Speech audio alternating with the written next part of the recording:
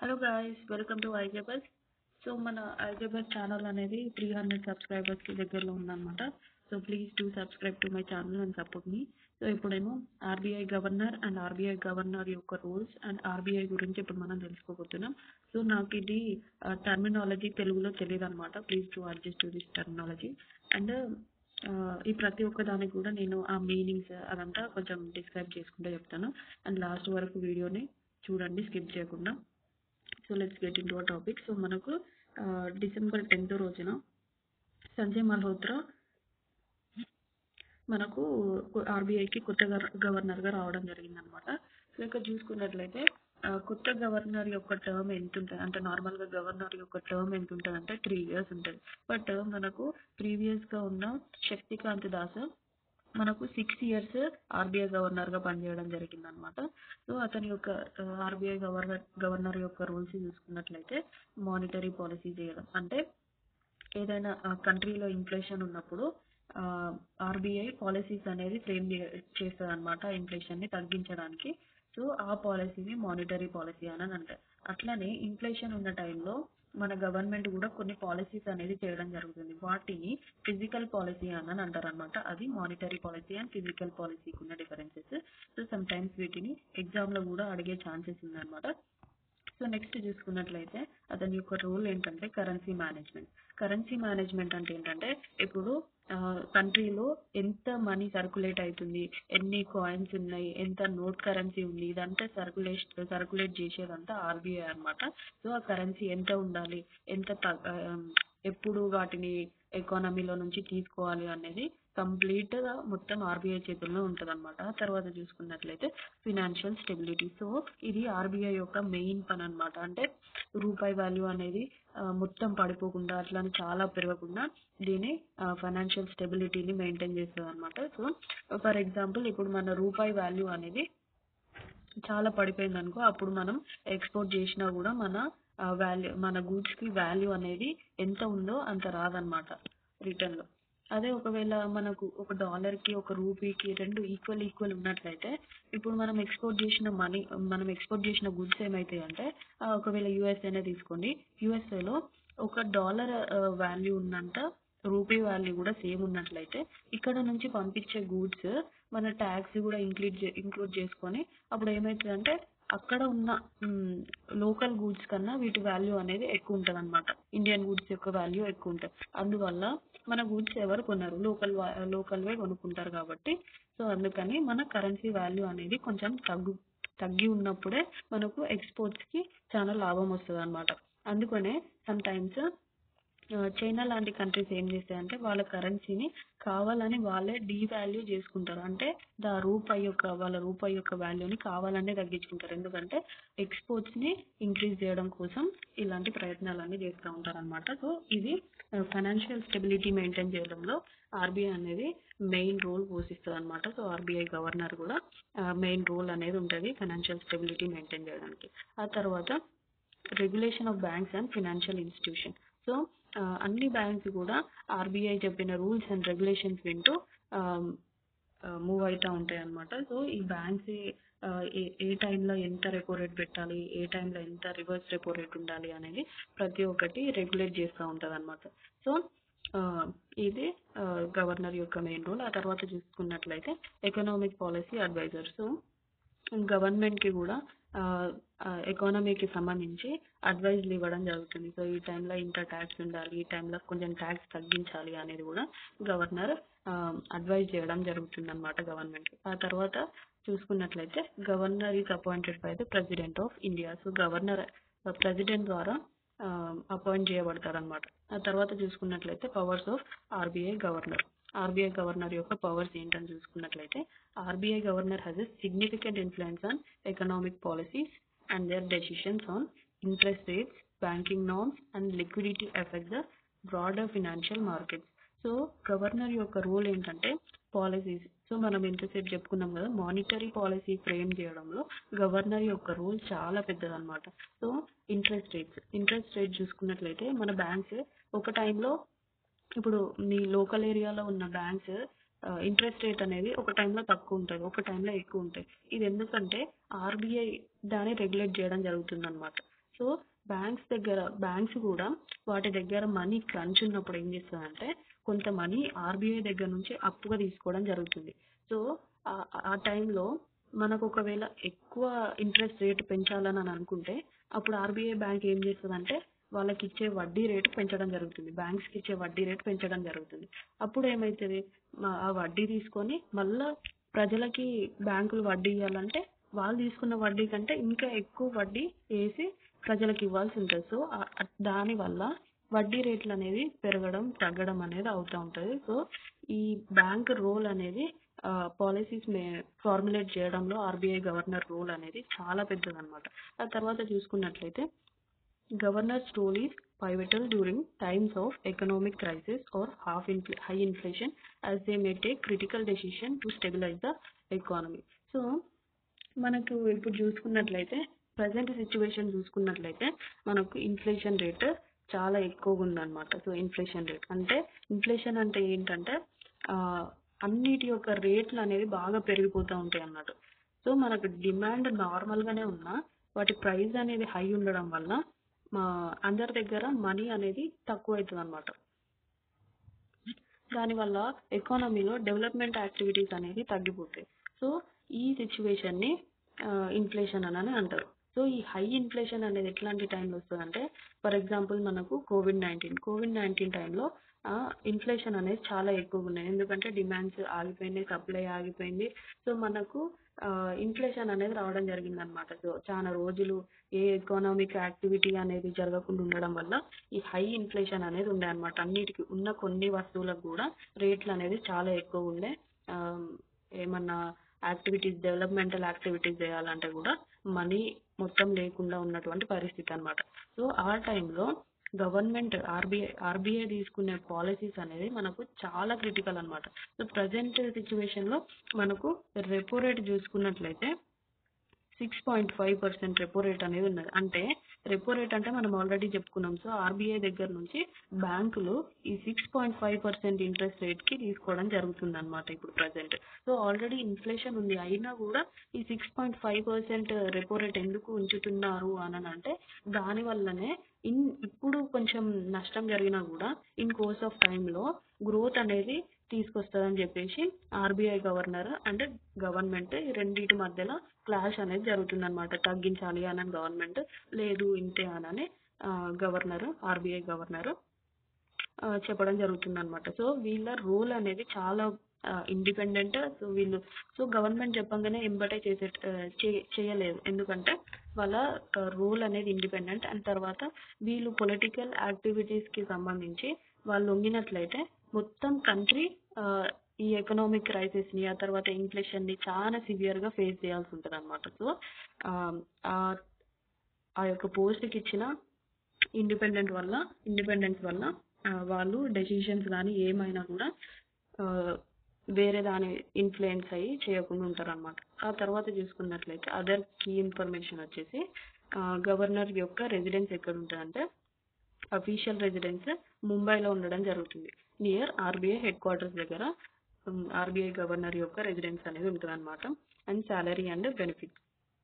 The RBI governor's salary is set by government and the position also comes with various allowances, benefits and official privileges. So RBI governor యొక్క salary government decide చేస్తుంది. And also ఇతను ఈ position లో ఉండడం వల్ల అంటే governor ఆ position లో ఉండడం వల్ల అతనికి వేరియస్ అలవెన్సెస్ అండ్ బెనిఫిట్స్ కూడా ఉండడం జరుగుతుంది. ఇంకా కొంతమంది చాలా ప్రామినెంట్ గవర్నర్స్ వచ్చేసి Raghuram Rajan, former chief economist at IMF. అతను 2013 నుంచి 2016 వరకు ఉండడం జరిగింది గవర్నర్గా. ఆ తర్వాత దువ్వారి వచ్చేసి 2008 నుంచి 2013 వరకు ఆర్బీఐ గవర్నర్గా ఉండడం జరిగింది. గ్లోబల్ ఫైనాన్షియల్ క్రైసిస్ టైంలో ఆర్బీఐ గవర్నర్గా ఉండడం జరిగింది. ఆ తర్వాత చూసుకున్నట్లయితే Manmohan Singh is credited with liberalising India's economy. అతని టైంలో ఇండియా లిబరలైజేషన్ అనేది జరిగిందనమాట. ఆ తర్వాత చూసుకున్నట్లయితే role and importance of RBI. So ఇప్పుడు ఇంతవరకు కూడా మనం ఆర్బీఐ గవర్నర్ గురించి తెలుసుకున్నాం కదా. సో ఇప్పుడు ఆర్బీఐ గురించి జస్ట్ బ్రీఫ్గా చూద్దాం. సో ఏదైతే మనం ఆర్బీఐ గవర్నర్ గురించి చెప్పుకున్నామో the same acts to the RBI కూడా సో ఎందుకంటే ఆర్బీఐ తనకు తాను చేసుకోలేదు కదా, ఆర్బీఐ తరపున ఆర్బీఐ గవర్నర్ అనేది చేయడం జరుగుతుంది కాబట్టి సో ఇక్కడ ఫంక్షన్స్ వచ్చేసి మానిటరీ పాలసీ. సో ఆల్రెడీ మనం చెప్పుకున్నాం మానిటరీ పాలసీ అంటే ఏంటి అని. సో ఏదైనా ఇన్ఫ్లేషన్ ఉన్న టైంలో ఎంత ఇంట్రెస్ట్ రేట్ ఉంచాలి, ఎంత తగ్గించాలి, ఎంత కరెన్సీ ఎకానమీలో ఉండాలి, ఎంత కరెన్సీ ఎకానమీ నుంచి తీసుకోవాలి అనేది ప్రతి ఒక్కటి ఆర్బీఐ చేసే పాలసీస్ అన్నింటినీ మానిటరీ పాలసీ అని అడగడం జరుగుతుంది. సో దాని ద్వారా ఈ మానిటరీ పాలసీ చేయడం ద్వారా ఇన్ఫ్లేషన్ని కంట్రోల్ చేయడం జరుగుతుంది. ఆ తర్వాత కరెన్సీ వాల్యూని పెంచడం తగ్గించడం కూడా మానిటరీ పాలసీయే. ఆ తర్వాత చూసుకున్నట్లయితే నెక్స్ట్ వచ్చేసి currency issuance and management. RBI యొక్క రూల్లో కరెన్సీ ఇష్యూయన్స్ అండ్ మేనేజ్మెంట్ అంటే నోట్స్ని డిస్ట్రిబ్యూట్ చేయడం, ఆ తర్వాత వాటిని మేనేజ్ చేయడం ఆర్బీఐ యొక్క రూల్ అనమాట. RBI has the exclusive authority to issue currency notes in India. So currency నోట్స్ని ఇష్యూ చేయడానికి ఆర్బీఐకి మాత్రమే ఈ రైట్ ఉన్నదన్నమాట. ఇంకా ఏ బ్యాంక్ కూడా ఈ రైట్ అనేది లేదు, exception of coins. So coins మాత్రం ఆర్బీఐ ఇవ్వదు. సో మనకు కాయిన్స్ ఫోర్ రీజన్స్లో మింట్ కావడం జరుగుతుంది. సో అక్కడ నుంచే మనకు కాయిన్స్ అనేది వస్తాయి. అదర్ దెన్ దట్ మనకు నోట్స్ అన్నీ కూడా ఆర్బీఐ నుంచే రావడం జరుగుతుంది. ensure that there is a adequate supply of currency in the system to meet public demand. So మనకు ఎంత కరెన్సీ నోట్ ప్రింట్ చేయాలి అనేదంతా ఆర్బీఐ చూసుకుంటుంది అనమాట. సో మనకు ఎకానమీలో అబండెంట్ మనీ ఉందా, ఎక్కువ సరిపోను మనీ ఉందా లేదా అని చెప్పేసి చూసుకుంటారు. So if at all RBI ఎక్కువ కరెన్సీ ప్రింట్ చేసినట్లయితే అప్పుడు కూడా ఇన్ఫ్లేషన్ రావడం జరుగుతుంది. సో అందుకని అటు తక్కువ కాకుండా ఇటు ఎక్కువ కాకుండా ఎంత ఉండాలో అంతా చూసుకోవడమే ఆర్బీఐ యొక్క రూల్ అనమాట. ఆ తర్వాత చూసుకున్నట్లయితే central banks also oversees the process of demonetisation. So demonetisation ప్రాసెస్ని కూడా ఇది చూసుకోవడం జరుగుతుంది ఆర్బీఐ. ఆ తర్వాత చూసుకున్నట్లయితే రెగ్యులేషన్ ఆఫ్ ఫినాన్షియల్ సిస్టమ్ని రెగ్యులేట్ చేస్తుంది. RBI regulates and supervises banks, non banking financial companies and others. So ఇప్పుడు చూసుకున్నట్లయితే ఆర్బీఐ బ్యాంక్స్ అన్నింటికి కొన్ని రూల్స్ అండ్ రెగ్యులేషన్స్ అనేది పెడుతుంది అనమాట. ఫర్ ఎగ్జాంపుల్ మనం ఇప్పుడు గోల్డ్ లోన్ తీసుకోవాలనుకుంటే ఆ గోల్డ్ పెట్టి మనకు ఓన్లీ దాని నుంచి 75% మనీ మాత్రమే వస్తుంది. అంటే ఆ గోల్డ్ నువ్వు ఇచ్చిన గోల్డ్కి 100 రూపీస్ ఉంటే మనకు 75 రూపీస్ మాత్రమే ఇస్తారు. సో ఈ 25% మనీ అనేది బ్యాంక్లోనే ఉంచుకుంటారు. ఎందుకంటే ఎప్పుడైనా ఒకవేళ ఆ పర్సన్ లోన్ని ఎగ్గొట్టినట్లయితే ఇవ్వకుండా ఉన్నట్లయితే వాళ్ళకి ఈ 25% అనేది లాభం అనమాట. సో దీని నుంచి మళ్ళీ వాళ్ళు ఇన్కమ్ జనరేట్ చేసుకునే సోర్సెస్ అనేది ఉంటుంది.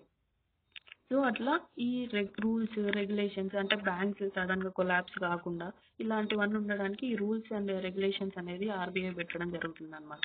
సో ఇది ప్రతి ఒక్క నాన్ బ్యాంకింగ్ ఫినాన్షియల్ సర్వీసెస్ని కూడా రెగ్యులేట్ చేయడం జరుగుతుంది ఆర్బీఐ. ఆ తర్వాత it ensure that these institution adhere to regulatory norms.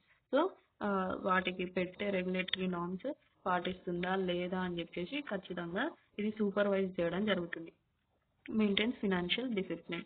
So A bank ఆ బ్యాంకుకి సంబంధించినట్టు దాని ప్రైవేట్గా అదే రూల్స్ అండ్ రెగ్యులేషన్స్ ఫ్రేమ్ చేసుకున్నట్లయితే ఎకానమీలో డిస్టర్బెన్స్ అనేది వస్తుంది అనమాట. ఫినాన్షియల్ డిస్టర్బెన్స్ అనేది రావడం జరుగుతుంది. సో ఈ ఫినాన్షియల్ డిస్టర్బెన్స్ని మెయింటైన్ చేయడానికి ఉన్నదే ఆర్బీఐ.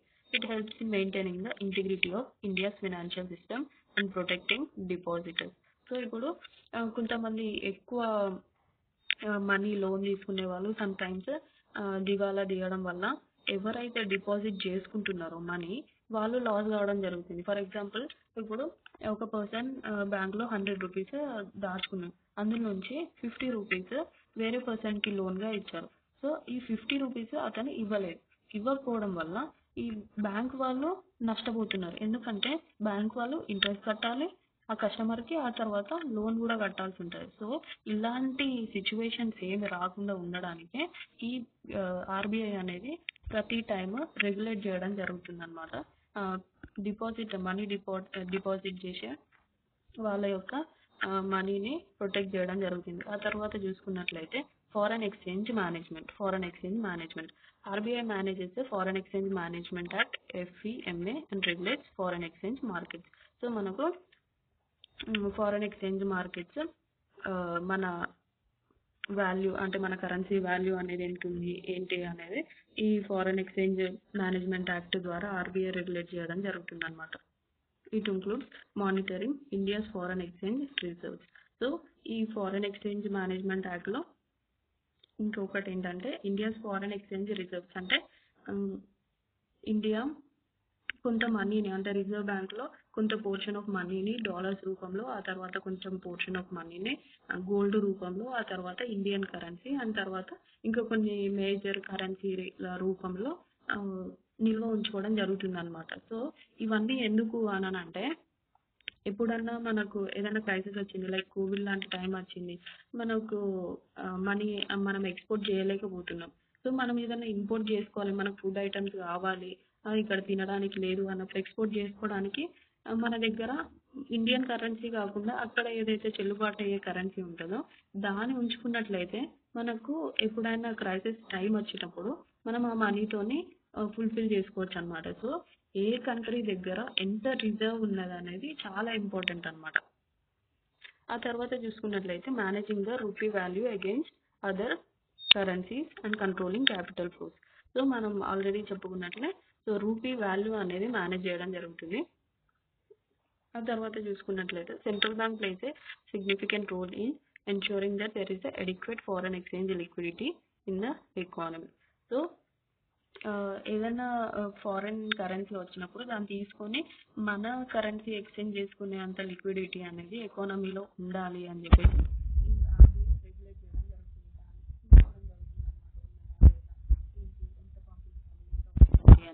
ఆ తర్వాత developmental rule it support small and medium sized enterprises. So వాళ్ళకి కొన్ని వడ్డీ లేని రుణాలు, స్మాల్ అండ్ మీడియం సైజ్డ్ ఎంటర్ప్రైజెస్కి కొన్ని వడ్డీ లేని రుణాలు, ఆ తర్వాత long term loans, short term loans ఇలాంటివన్నీ ఇచ్చి వాళ్ళని ఎంకరేజ్ చేయడం జరుగుతుంది అనమాట. ఆ తర్వాత వాళ్ళని డిజిటల్ బ్యాంకింగ్ని యూజ్ చేయమని కూడా వాళ్ళని ప్రోత్సహించడం జరుగుతుంది. ఆ తర్వాత వల్ల మన కంట్రీ అనేది ఫినాన్షియల్గా స్టేబుల్గా ఉంటుంది. సో వచ్చేసి బ్యాంక్స్కి లోన్ ఇస్తుంది, ఆ తర్వాత గవర్నమెంట్కి కూడా లోన్ ఇవ్వడం జరుగుతుంది అనమాట. సో ఇది లాస్ట్ రిసార్ట్ ఆఫ్ బ్యాంక్ అని అనడం కూడా జరుగుతుంది అనమాట. ఆ తర్వాత చూసుకున్నట్లయితే RBI impact on Indian economy. RBI యొక్క ఇంపాక్ట్ ఇండియన్ ఎకానమీ పైన ఎట్లా ఉంటుంది అనేది ఇప్పుడు మనం చూద్దాం. ఇంట్రెస్ట్ రేట్స్ అడ్జస్ట్మెంట్స్, మనకు ఇన్ఫ్లేషన్ ఎక్కువ అవుతుంది తక్కువ అవుతుంది అన్న టైంలో ఇంట్రెస్ట్ రేట్స్ ఎక్కువ కావడం తక్కువ కావడం అంతా ఆర్బీఐ చేతుల్లో ఉంటుంది అనమాట. ఆ తర్వాత ఇన్ఫ్లేషన్ కంట్రోల్. ఇన్ఫ్లేషన్ని ఎలా కంట్రోల్ చేస్తుంది అంటే ఒకటి ఇంట్రెస్ట్ రేట్స్, ఆ తర్వాత ఈ cash reserve ratio and statutory liquidity ratio. అంటే బ్యాంక్ యొక్క మనీని అంటే ఆర్బీఐ కాకుండా మిగతా బ్యాంక్స్ యొక్క కొంత పర్సెంట్ మనీని లైక్ 10%, 20% అనేది ఆర్బీఐ డిసైడ్ చేస్తుంది. ఆ డిసైడ్ చేసినంత మనీని వాళ్ళు తీసుకొచ్చి ఆర్బీఐలో దాచిపెట్టుకోవాల్సి ఉంటుంది అనమాట. లిక్విడిటీ రేషియోగా చెప్పడం జరుగుతుంది. ఆ తర్వాత promoting economic growth. So already small and medium ఎంటర్ప్రైజెస్కి సపోర్ట్ చేయడం లాంటివి, ఆ తర్వాత బ్యాంక్స్కి లోన్ ఇచ్చినా కూడా వాళ్ళు తిరిగి ఫార్మర్స్కి లేకుంటే ఎంటర్ప్రైజెస్ వాళ్ళకి ఇస్తారు కాబట్టి అట్లా ప్రమోట్ చేయడం జరుగుతుంది. ఆ తర్వాత గవర్నమెంట్కి లోన్ ఇచ్చినా కూడా గవర్నమెంట్ పాలసీస్ అనేది ఫ్రేమ్ చేస్తుంది. సో ఇది కూడా ఎకనామిక్ గ్రోత్కి తోడ్పడుతుంది అనమాట. ఆ తర్వాత ఫినాన్షియల్ ఇంక్లూజన్. సో ఈ మధ్యలో అందరికీ జన్ధన్ అకౌంట్స్ అని, ఆ తర్వాత ఇప్పుడు ఎవరు చిన్న షాప్కి వెళ్ళినా కూడా పేటిఎం అని, స్కానర్ అని, సో ఇలాంటి కొత్త అన్ని ఇంట్రడ్యూస్ చేయడానికి ఆర్బీఐ చాలా ఆసక్తి ఉన్నది. ఇంకా ఎవరెవరైతే ఈ సిస్టమ్ని వినియోగించట్లేదో వాళ్ళ వరకు కూడా రీచ్ అయ్యేటట్లు వీళ్ళ స్కీమ్స్ అనేది ఉండడం జరుగుతుంది అనమాట. సో ఆర్బీఐ ఫేస్ చేసే ప్రాబ్లమ్స్ ఏంటంటే గ్లోబల్ ఎకనామిక్ అన్సర్టనిటీ. సో మనం చూసుకున్నట్లయితే ఆర్బీఐ ఏం చేయాలి, మన కరెన్సీ వాల్యూ అనేది మెయింటైన్ చేస్తుంది అనమాట. సో ఎప్పుడైతే బయట మన కంట్రీ తప్ప వరల్డ్లో స్టెబిలిటీ అనేది ఉండకుండా పోతుందో ఆ టైంలో మన కరెన్సీ వాల్యూ కూడా పెరగడం తగ్గడం ఇట్లా అవుతూ ఉంటుంది అనమాట. సో మొత్తం పడిపోకుండా అట్లానే మొత్తం హైగా వెళ్ళకుండా మెయింటైన్ చేయాల్సి ఉంటుంది అనమాట. ఈ గ్లోబల్ అన్సర్టనిటీ వల్ల సో ఆర్బీఐకి చాలా పెద్ద పని పడుతుంది అనమాట. ఆ తర్వాత చూసుకున్నట్లయితే ఇన్ఫ్లేషన్ మేనేజ్మెంట్.